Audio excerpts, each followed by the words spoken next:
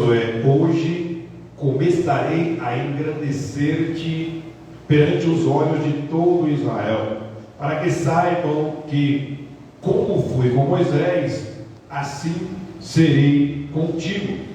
Tu, pois, ordenarás aos sacerdotes que levam a arca da aliança, dizendo: ao chegares à borda das águas do Jordão, parareis aí. Então disse Josué aos filhos de Israel: chegai-vos para cá e ouvi as palavras do Senhor vosso Deus.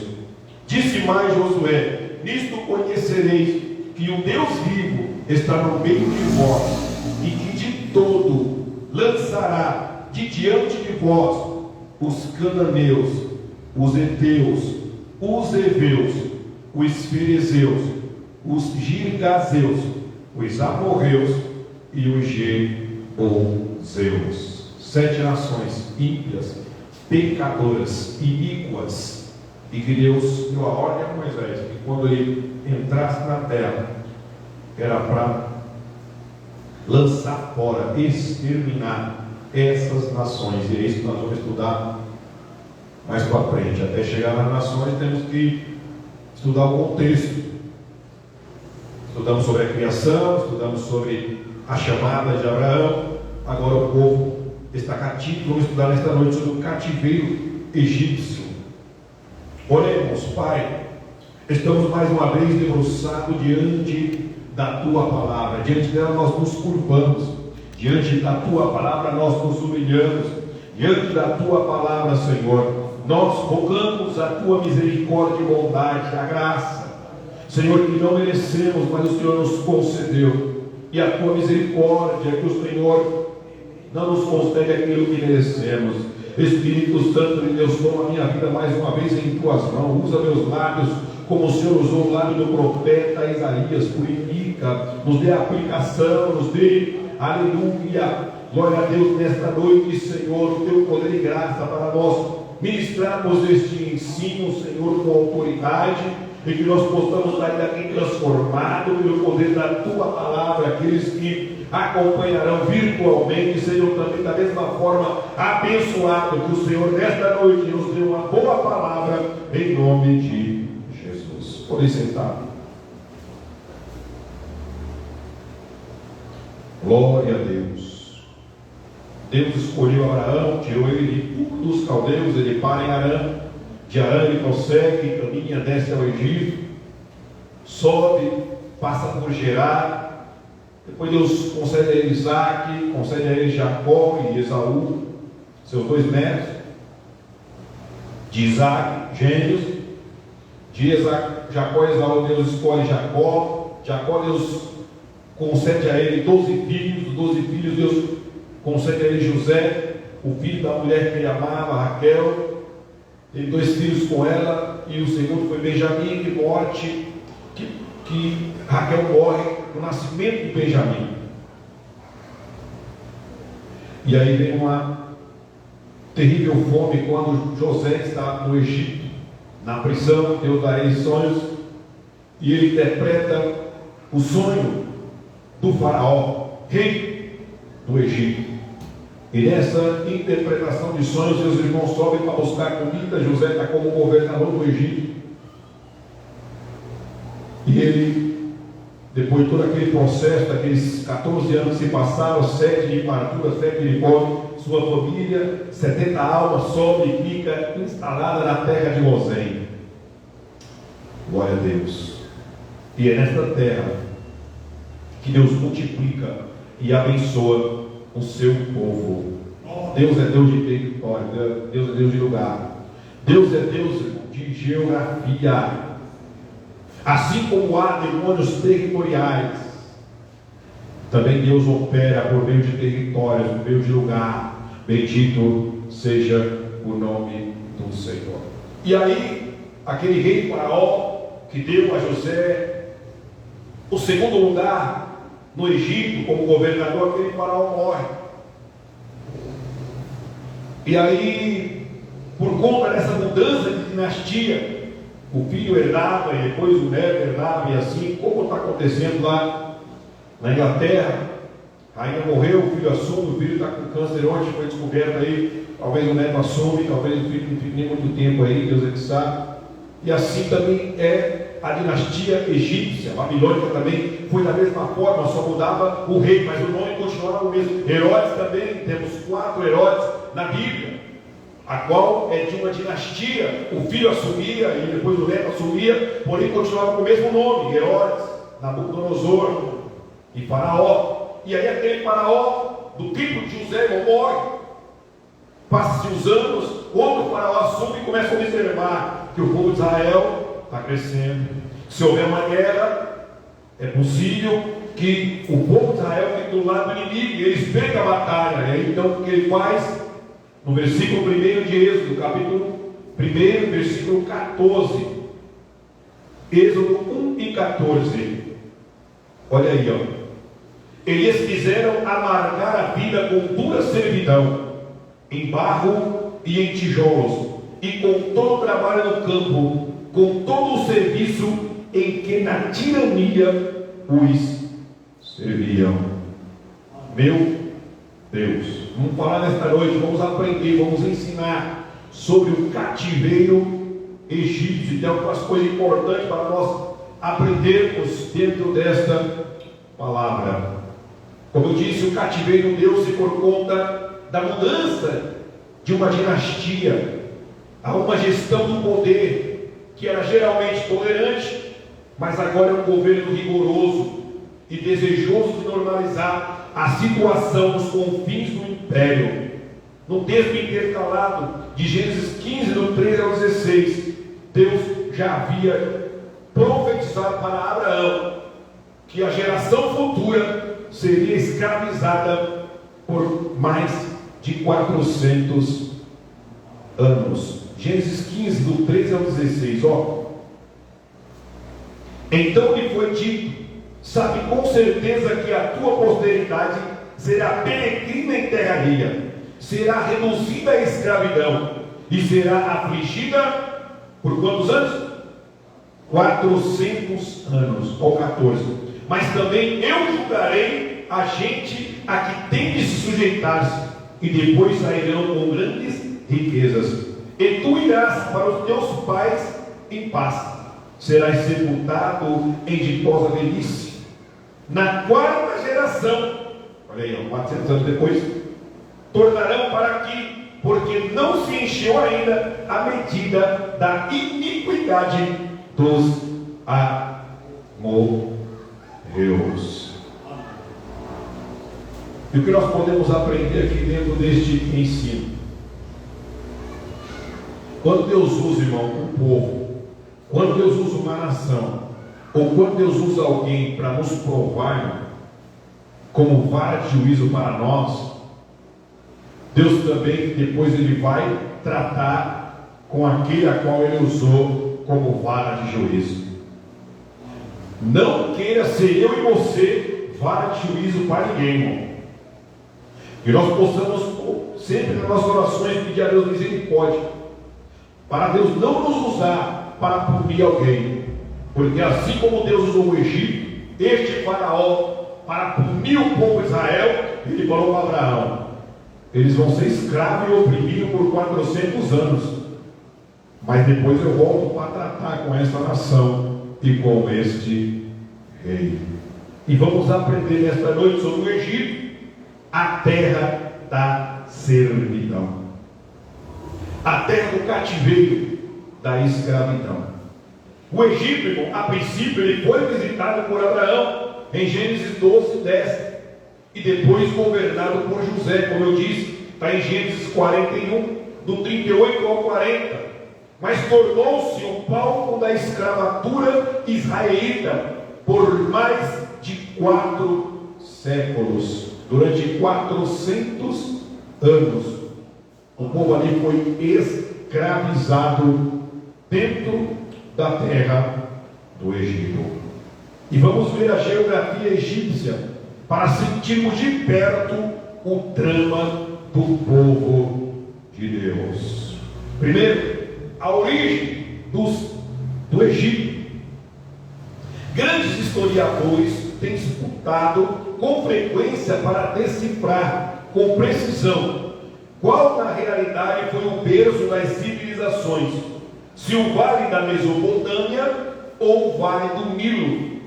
Eruditos arqueólogos provam que a humanidade nasceu entre o rio Tigre e o Eufrates. Então há uma disputa de que o primeiro berço de civilização, a primeira comunidade, o primeiro povoado, que aí é pautado dentro da agricultura, um povo que tinha a sua própria língua, a sua própria cultura, isso é uma civilização.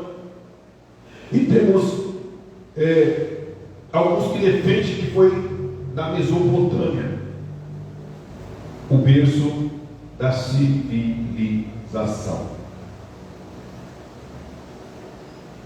O nome do país, da onde vem esse nome Egito? A palavra grega aegípcios é derivada do egípcio Akupitá. Os egípcios denominavam a sua terra de Cante, que significa negro. A palavra egípcio vem da sua origem, o negro. E aí nós vamos aprender mais uma aqui, Gonçalo.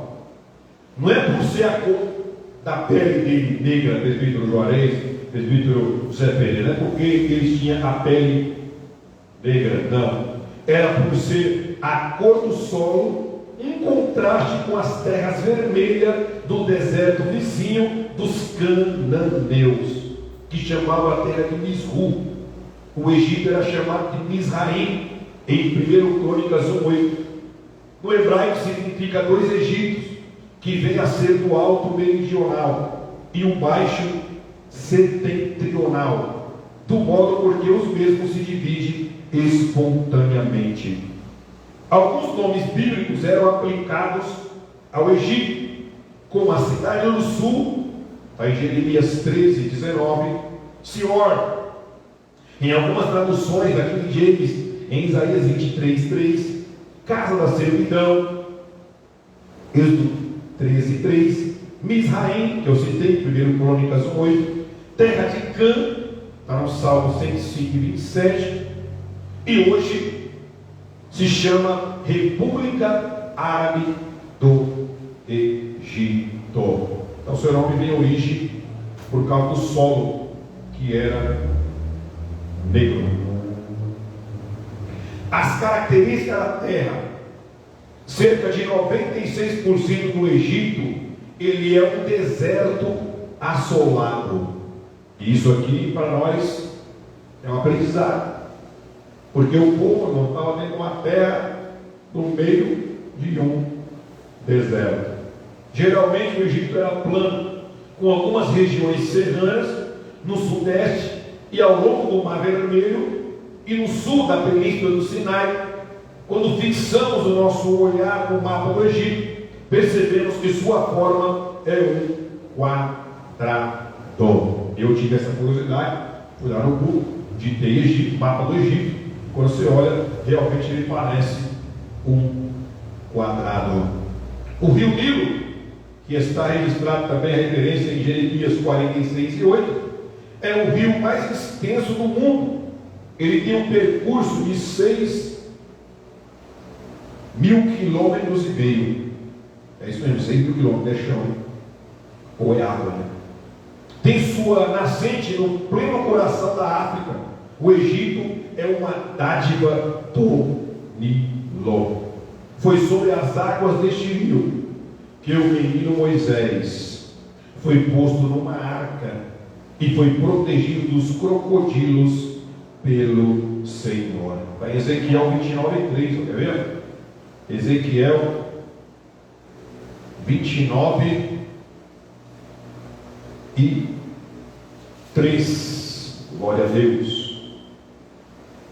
Fala e diz: assim diz o Senhor Deus: eis-me contra ti, ó Faraó, rei do Egito, crocodilo enorme, que te deita no meio dos teus rios, e que dizes: o meu rio é meu, e eu o fiz para mim mesmo.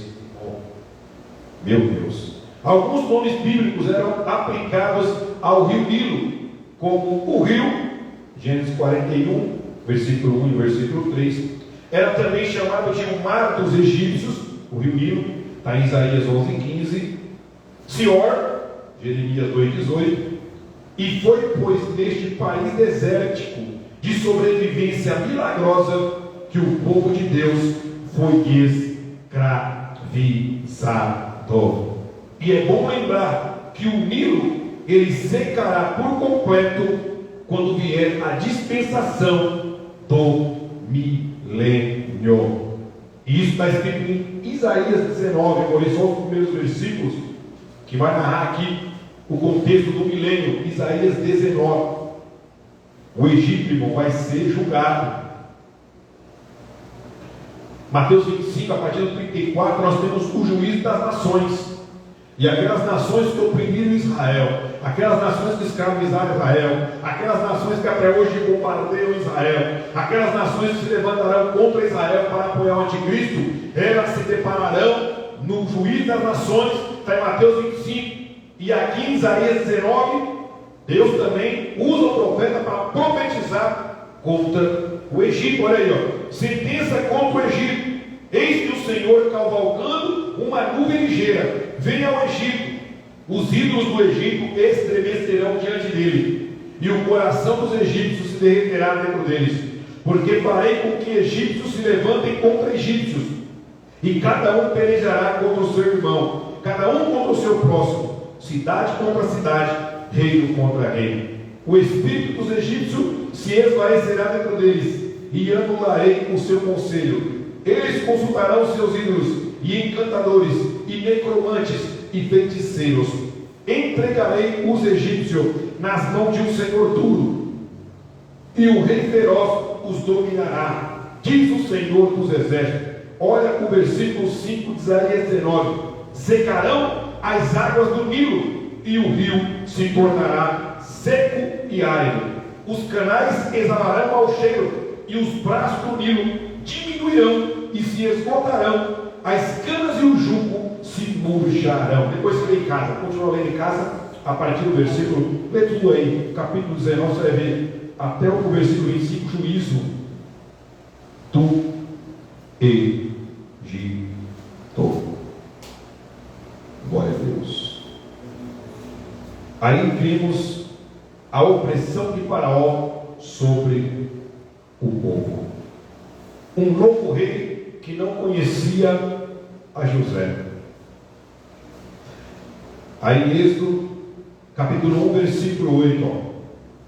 Êxodo, segundo o livro da Bíblia, escrito por Moisés também, capítulo 1, versículo 8.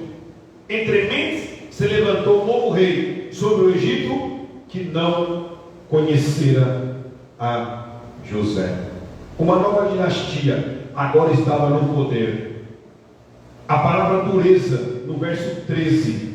Então os egípcios, com tirania ou com dureza, faziam servir os filhos de Israel.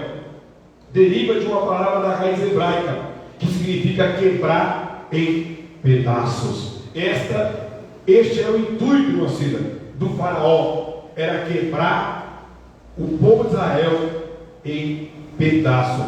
Dureza aqui significa triturar. Isto quer dizer que a opressão faraônica imposta sobre o povo israelita visava a destruí-lo física e, o pior, espiritualmente. Com isso, a vida para Israel tornava-se intolerável. E sabe qual é o símbolo do Egito para nós? É o próprio mundo aí fora. O Egito é símbolo do mundo, e para nós a vida aqui também não nos agrada. João 15:19, presbítero diz que o mundo nos odeia. Guarde isso, irmão. Eu vou ler esse versículo aqui, irmão, porque é muito forte. João 15:19. Você acha que o mundo vai amar a gente? Vai amar os cristãos, os crentes? O povo do pé para trás? Vai nada. João 15:19, ó. Se vós fosseis do mundo, o mundo amaria o que era seu. Como todavia não sois do mundo, pelo contrário, dele vos escolhi, por isso o mundo vos odeia. O mundo range os dentes, irmão, contra nós, aceitamos as suas ideologias, nós não aceitamos o seu sistema corrupto, nós não aceitamos se curvar diante da idolatria, nós não aceitamos se curvar diante das suas festas, diante das suas comemorações. Deus nos tirou do Egito para fazer a diferença, por isso que o mundo nos odeia. Aquele crente, irmão, que está agradando o mundo, cuidado, filho. Porque se nós estamos agradando a Deus, Gonçalo, o mundo nos odeia. Está aí na Bíblia, irmão. Quem foi que disse João 15? Foi Jesus. Ele está falando por discípulo. Porque você me ama, me segue o meu mandamento, o mundo vai te odiar. Porque o mundo vai na contramão. Aleluia. E aí o rei olha para o povo e acha que o povo está trabalhando pouco. Aí ele começa a colocar o povo para fabricar tijolo, irmão. E sabe como era fabricar tijolo? Presbítero e pedreiro aposentado Zé Pereira. Não era na alvenaria, não, como é que chama lá? O lugar onde fabrica bloco, fugiu o nome agora. Olaria, isso, obrigado, a esposa aí me ajudando. Os tijolos, irmão, não era fabricado na olaria, irmão, com cimentinho, entendeu? Aquele tijolo vermelho baiano, não é nada. Sabe como que era? Era palha cortada, era caniço e lama misturada com areia. O que forçou cruelmente o povo hebreu foi a cota de tijolos exigido pelos cobradores de impostos.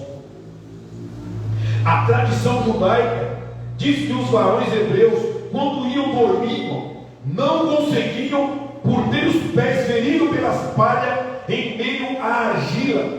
Isso tirava o tempo dos israelitas adorarem a Deus. Está no capítulo 5 de Êxodo, versículo 8, 14 e 17. Êxodo, capítulo 5, versículos 8, 14 e 17. 8. E exigirei deles a mesma conta de tijolos que antes faziam, nada diminuireis dela. Olha o que ele falou na sequência, irmão. Estão ociosos e por isso clamam: vamos e sacrificamos ao nosso Deus. Olha o 14. E foram açoitados os capatazes dos filhos de Israel, que o superintendente Faraó tinha posto sobre eles, e os superintendentes lhe diziam: por que não acabaste nem ontem nem hoje a vossa tarefa, fazendo tijolos como antes? Olha o 17. Mas ele respondeu: estáis ociosos, e estáis ociosos, por isso dizei: vamos sacrifiquemos ao Senhor. Dobrou a cota, irmão. Dobrou a cota do trabalho. E sabe o que representa Faraó para nós? O próprio Satanás, o próprio cão, o diabo, a serpente, que vai crescer em Apocalipse, vem como um dragão. Satanás, igreja, constantemente ele apresenta a adoração ao Senhor como uma coisa vã.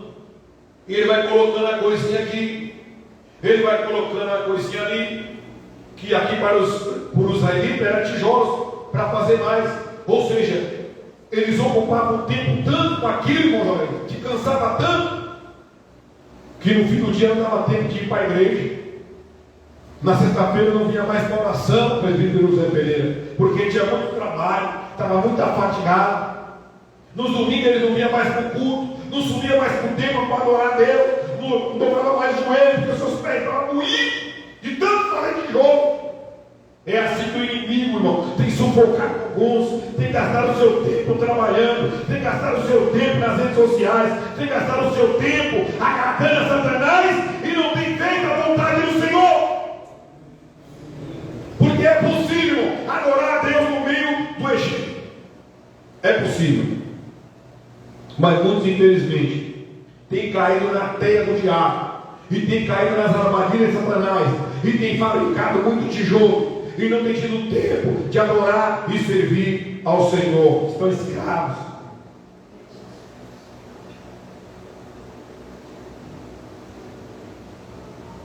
Infelizmente, irmão, há crentes que reclamam como Marta e pronunciam como Judas. Para que se fez este desperdício? Está lá em Mateus 26. Deixa eu conferir aqui, Mateus 26, 8.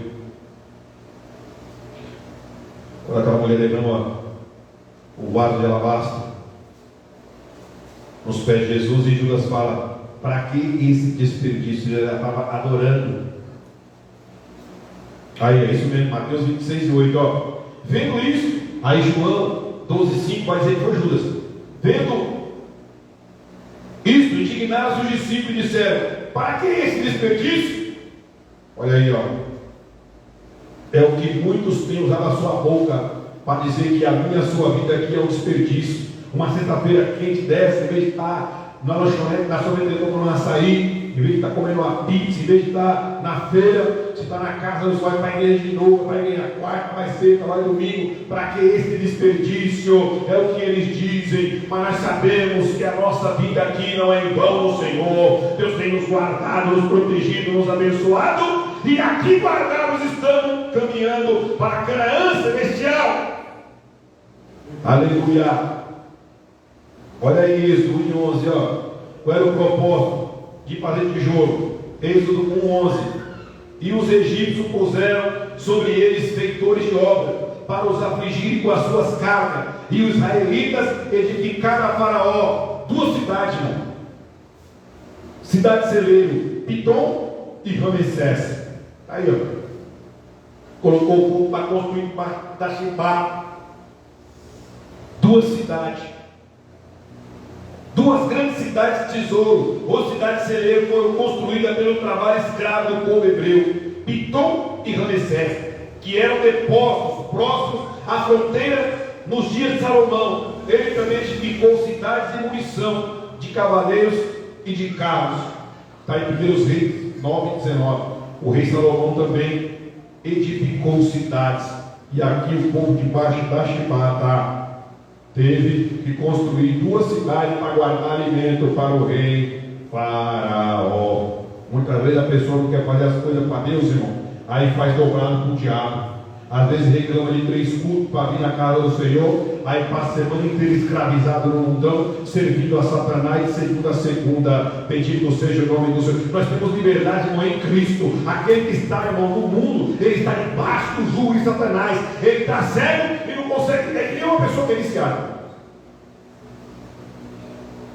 A pessoa que ela tem um vício de todo dia de pornografia, você vai falar para ela que ela é viciada, ela não vai subir. Aquela pessoa que vai na fezinha, joga na loteria todo dia. Eu conheço pessoas que jogam na loteria todo dia. A pessoa geralmente vive emprestada de vale em vale, de um vale para o outro, de uma bola de neve. Aí você fala para a pessoa: ô jovem, você está viciado, você não consegue. Tô nada, tô não. É só uma fezinha, é só uma bolinha, é só um negocinho, é só um videozinho. Está viciado e não consegue enxergar que está. A pessoa que está no mundo, irmão, no pecado, no Egito, debaixo do jugo de Faraó, ele está escravizado e está achando que está livre. Livre somos nós, irmão. Temos liberdade no Espírito. Glória a Deus. Aí o rei não se contenta, irmão, com a escravidão, com a chibata, com o tijolo. Aí o que ele faz? Ele pratica o genocídio. Está em Gênesis, ou está em Êxodo, perdão, Êxodo 1:15-16. Êxodo 1:15-16. Olha a loucura, a maldade, olha a tirania, olha o tipo de Satanás que era esse Faraó. O rei do Egito ordenou, irmão, por favor, não, ordenou as parteiras hebreias, das quais uma se chamava Sifrá e a outra Puá. Falei até aqui no livro com a irmã Diaconisa Irmã Márcia, quando nós oramos pela volta às aulas, eu ainda citei ainda essas 2 parteiras que Deus ia dar sabedoria a ela para conduzir a educação dentro da sala de aula. Uma era Sifrá e a outra Puá, 16, dizendo: quando servirdes de parteiras hebreias, examinai, se for filho, ou se for homem, sexo masculino, que Deus só criou 2 sexos, masculino e feminino. Se nascesse masculino, matai-o. Mas se for filha, menina, sexo feminino, 2x, que viva. Sobe aqui. Faraó recorre a medidas genocidas. O que é isso? É crime contra a humanidade. A estratégia de Faraó era fazer desaparecer a raça hebraica. Quando o vento da perseguição, empreendida por Saulo de Tarso, tentou fulminar por vez a igreja de Deus em Jerusalém, isso serviu para espalhar a semente do Evangelho. Está em Atos 8:1, verso 11 e verso 19. Paulo foi Saulo de Tarso, foi quem encabeçou a perseguição em Jerusalém contra os primeiros discípulos. E aí no capítulo 8, quando Filipe desce para Samaria e começa a pregar o Evangelho. Por quê? Porque a ordem era para pregar o Evangelho. Jerusalém, Judeia, Samaria, os confins da terra. Aí os discípulos fizeram igual o povo aqui na terra de Sinar, ficaram parados em Babel. Aí o que Deus fez? Levantou uma perseguição por Saulo de Tarso, que não era ainda apóstolo, e começou a perseguir o povo em Jerusalém. E aí o que o povo fez? Seguiu o propósito que Deus tinha, que era espalhar Samaria, Judeia e até os confins da terra. Então, esta prática do genocídio de Faraó, que tentou diminuir o povo de Israel, fez com que, irmão, o tiro saiu pela culatra. Foi igual a igreja do Senhor no primeiro século. Ela cresceu e sempre crescerá no fogo da perseguição. Hoje, através da legalização do aborto, algumas lideranças continuam cometendo crimes contra a humanidade. O próprio Senhor Jesus teve de fugir para o Egito, olha aí, ó, por causa da perseguição de Herodes. Está em Mateus 1, do 13 ao 18. Ou seja, Cristo é um tipo de... Moisés, na verdade, é um tipo de Cristo. Moisés é um tipo de Cristo, onde foi perseguido na sua infância, no seu nascimento. Cristo também foi perseguido por Herodes e teve que fugir para o Egito. Moisés foi perseguido no Egito, Jesus foi perseguido em Israel, Jerusalém, e teve que fugir para o Egito para sobreviver. Aí vem o êxodo de Israel. O povo cresce, Deus levanta Moisés depois de 80 anos. Moisés foi ensinado no Egito, com toda a cultura egípcia. Eu vejo que nós falaremos dele sexta-feira que vem, e na outra semana a gente começa nos 7 euros.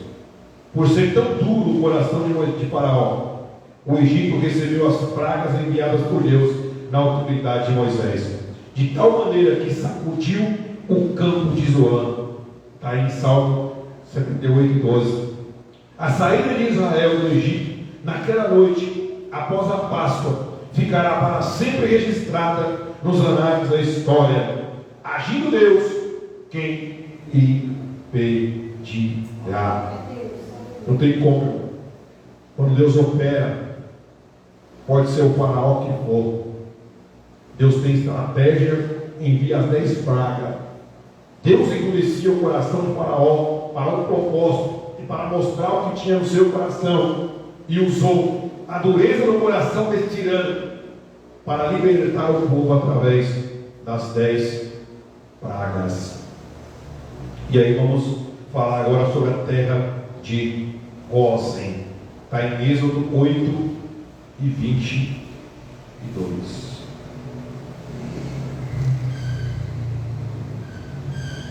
Naquele dia separarei a terra de Gósen, em que habita o meu povo, para que nela não haja enxames de mosca, e saibas que eu sou o Senhor no meio desta terra. Das 10 pragas, irmão, nenhuma atingiu o povo hebreu. As 9, eles estavam na terra de Gósen. A 10ª, eles saíram, foi na Páscoa. Deus mandou o anjo da morte naquela noite. As 10 foi na terra de Gósen, porque quando Deus mandou o anjo da morte naquela noite de 12 de abril, Deus poupou, ou seja, nenhuma das pragas tocou o povo hebreu, que não era o povo de Israel, mas era o povo hebreu, o povo judeu, o povo escolhido por Deus para herdar a terra prometida. Ou seja, Deus tem sempre um livramento para o seu povo. Gozém foi o local onde o povo de Deus estabeleceu a sua residência durante o cativeiro.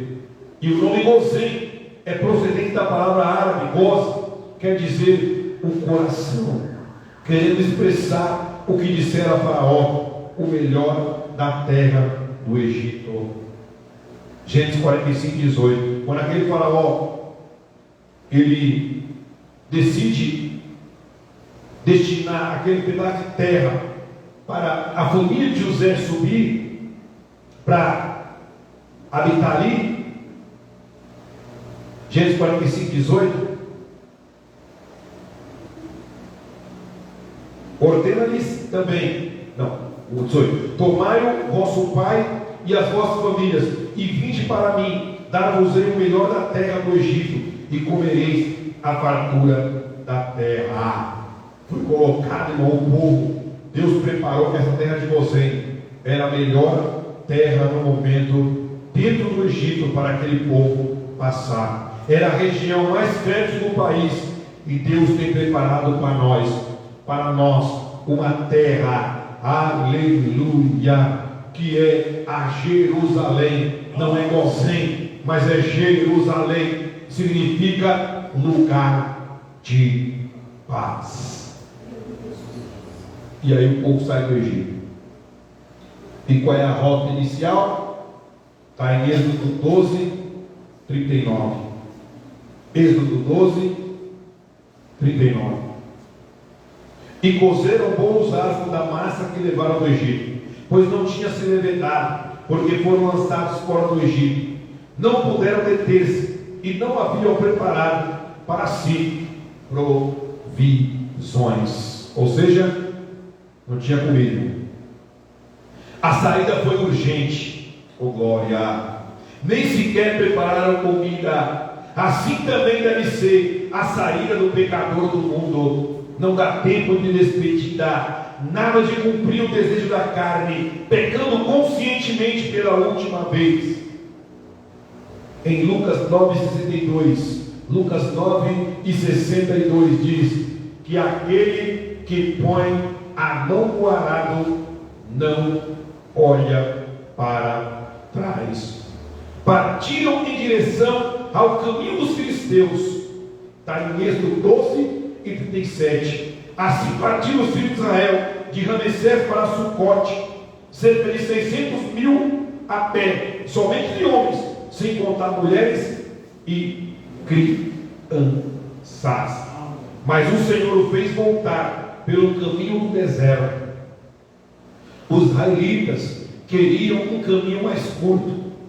Quantas pessoas, irmão, hoje dentro das igrejas procuram servir a Deus de maneira diferente, sempre procurando o caminho mais fácil. Mas a porta, presbítero Juarez, ela continua estreita. A porta não passou por reforma. Jesus não enlargueceu a porta para ninguém passar com seu jeitinho, não. Vai ter que se adequar à porta. Não é o evangelho e a igreja que tem que se adequar ao gosto daquele que vem. É aquele que vem, pecador remido, que tem que se adequar ao evangelho de Cristo e se adequar à largura da porta. O caminho é estreito. Não dá para facilitar. O futuro da nação hebraica dependia de escolhas feitas no início da viagem. O nosso futuro espiritual depende da nossa decisão no presente momento. Provérbios 14, 12. E há caminhos que para o homem parece. Vamos ler Provérbios 14 e 12. Aleluia. Há caminho que ao homem parece direito, mas ao cabo no final dá em caminhos de morte. Lembra de Ló? Sobrinho de Abraão, quando mesmo Abraão deu a ele a escolha primeiro para onde ele iria, se fosse para a direita e ia para a esquerda, ele olhou, aquele caminho parecia de vida, as campinas do Jordão, Sodoma, era linda antes de ser destruída. Cuidado com o caminho que você tem escolhido. Para concluir, a travessia pelo Mar Vermelho. Êxodo 14, do 15 ao 31. Está a passagem pelo meio do mar. Eu quero ler só o 21 com vocês, né? Então Moisés estendeu a mão sobre o mar, e o Senhor, por um forte vento oriental, que soprou toda aquela noite, olha aí como é que o mar foi aberto, fez retirar-se o mar, que se tornou em terra seca, e as águas foram divididas. O mar por onde atravessou Israel tinha o nome de Mar Vermelho. E você sabia por quê? Você acha que a cor das águas era vermelha? Foi o rio Nilo que foi transformado em sangue e as águas correram com o mar vermelho? Não, as águas eram verdes azuis, água linda. Foi aquele marzão que olhou de cima. Meu Deus, Porto de Galinhas, Muro Alto. Mas as rochas, irmão Saulo, as rochas que circundam o mar assumem pela ação do tempo uns coloridos, vermelho escuro, muito vivo. Daí onde surgiu o nome Mar Vermelho. O mar possui 437.372 km² e uma profundidade média de 532 metros. Eu fiquei impressionado com esse mar, irmão. Era gigante, hein? 500 metros de profundidade. Só que o mar tinha seus lugares mais baixos. Então tinha problema, onde havia aquele mais 500 metros de passar em terra seca. O local provável da travessia é entre Quintara, 48 km ao sul do Porto de Said, e rapidamente ao norte do Suez. Naquela época o mar devia ter cerca de 20 km de largura. A passagem de Israel pelo mar tipifica a saída do cristão das terras mundanas do pecado, passando pelo caminho aberto por Cristo no mar caudaloso da perdição. A maior festa judaica, a Páscoa, 14 de abril, que é o mês entre março e abril, celebra este fenômeno libertador. Bendito seja o nome do Senhor. Essa escravidão tipifica o tempo que nós estivemos escravos no pecado, no mundo que é o Egito, nas garras, ou sob a tirania do faraó, que é o próprio Satanás. Mas Deus tem libertação, como um dia libertou Gonçalo, como um dia me libertou há 12 anos atrás. Deus me tirou deste mundo, irmão, me fez passar pelo Mar Vermelho, oh glória, que foi como se fosse um batismo, e dali nós saímos uma nova criatura em Cristo Jesus. E em 1 Coríntios 5 e 7, oh glória, eu amo a palavra de Deus, eu amo a sua palavra, Senhor. 1 Coríntios 5 e 7. Lançai fora o fermento, o velho fermento é o pecado, para que sejais nova massa, nova criatura em Cristo, como sois de fato sem fermento, pois também Cristo, o nosso Cordeiro Pascual, foi imolado. Cristo é a nossa Páscoa. Cristo foi quem nos libertou da tirania, nos libertou do mundo, do lamaçal do pecado, e hoje nós temos uma vida nova em Cristo Jesus. Louvamos ao Senhor que nos arrancou do mundo, nos arrancou do pecado e de Satanás. Agora não vamos encurtar o caminho, agora não vamos andar por atalhos, vamos prosseguir no caminho estreito, passando em breve pela porta estreita, para chegarmos em breve a Canaã celestial.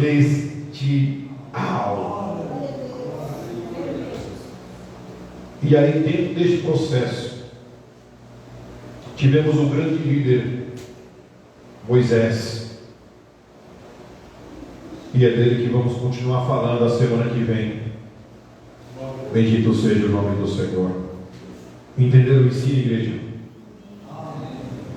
Egito, terra preta, faz todo sentido, né? A terra, o sol era preto, é negro. O mundo, irmão, é negro, é trevas. Satanás é o faraó do Egito. E nós saímos de lá. Estamos caminhando para Canaã. E teve alguém que libertou aquele povo. E nós vamos aprender sobre esse líder. E eu creio que vamos pegar aí algumas características também do nosso libertador. Que Deus em Cristo.